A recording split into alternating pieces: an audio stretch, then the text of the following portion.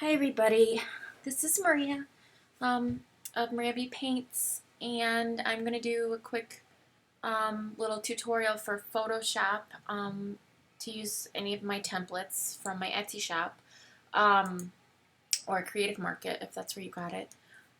When you open up my latest templates, I've been adding a layer at the top that includes the fonts that I've used, so that you can easily find them online and also download them before you edit any of the layers. That way the formatting will stay the same.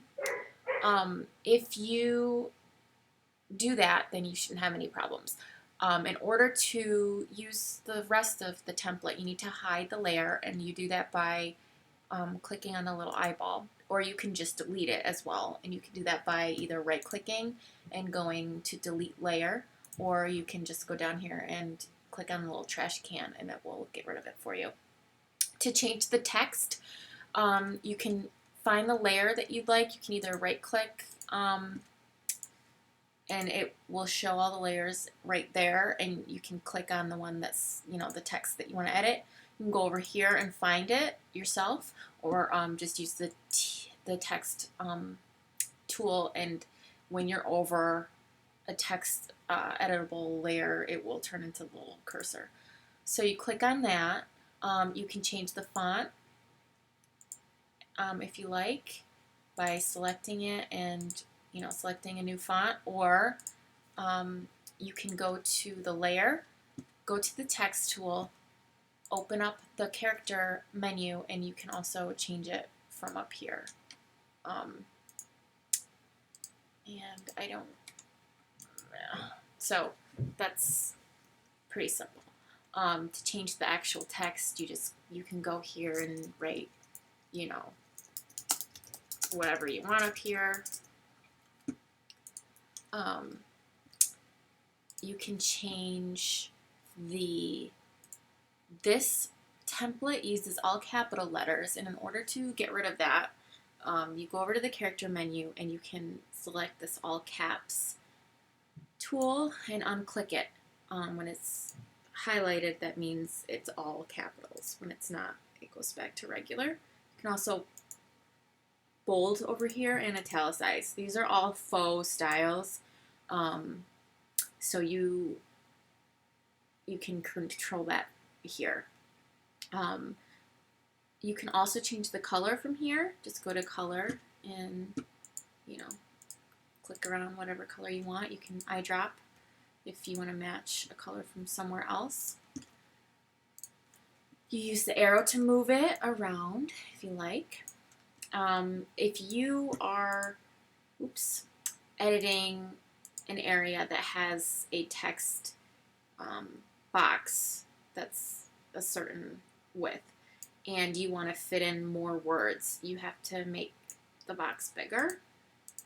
Or you can also change the spacing between the words. Right now it's set to 10. You can make it a negative number if you want to make them closer together.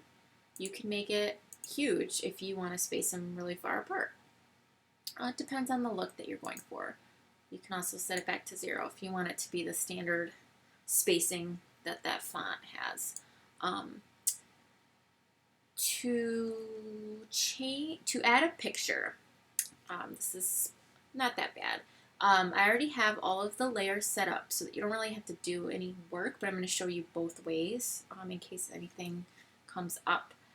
These bluish squares are called layer masks, and to find the one you want to use, you just right click, and I've labeled them for you. So this is the top right mask, and click on that and it will take you to the layer, or you can hide it so you can see which one you're working on. You take your image that you want to place in that spot and make sure it's flattened, or that you select all and copy merged, and you can just drag that over. Actually, yes, you can just drag that over. The way I have it set up is so that you don't have to do anything. You've already got a clipping mask here. That's why it says drop photo below. Then you can resize it. So you can do Command T on a Mac if you like. click on this little link to keep the proportions the same, and just drag the corner until it's the correct size and fills up the space. Or you can type it in up here, or you can go to image or edit and free transform. Like if you wanted to just type in 50%, and that will make it 50% of the size that it is.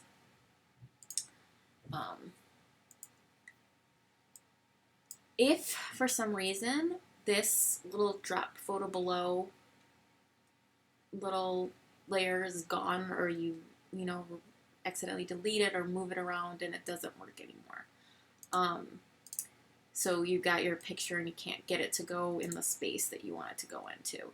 All you have to do is select the layer again, the mask that you want, and make sure that your image, is above that layer. So here's the mask that we're trying to put it into, and this is the image. All you have to do is go to that image and right click and click on Create Clipping Mask, and it will clip it back in. So again, let me just show you one more time. Let's just copy this. Let's say I want to put it in this one. You gotta make sure that it's above this layer. So I'm gonna put it above where it says drop photo below. Like, I just didn't realize I was supposed to do that. And it's above this one. This is the next layer down. Just right click, create clipping mask, and in it goes. And you can move it around and it's gonna stay inside of those parameters. When you're done, if you're printing this, make sure that your information is in all of the cropping guidelines from your lab. If you're posting it online, you don't really have to worry about that as much. But you can always add guide layer rulers if you know what the parameters are, so you can make sure that your important text is kept in the parameters. So as far as colors go, this watercolor has a gradient, so you can't really change it unless you it's kind of complicated, but you can do a color overlay, which you double click on the layer, go to color overlay, and you can choose another color if you like to make it match your images, your brand, pretty much whatever you feel like doing. So that's helpful. And then, the same thing with the dots. These are gradiated, but you can do a color overlay and, again, match them. These are kind of yucky colors, but you can just kind of get an idea of what it would look like. You can always move things around, delete things, hide them. You can hide layers if you don't want to use them. Like that. Put text here instead. Move,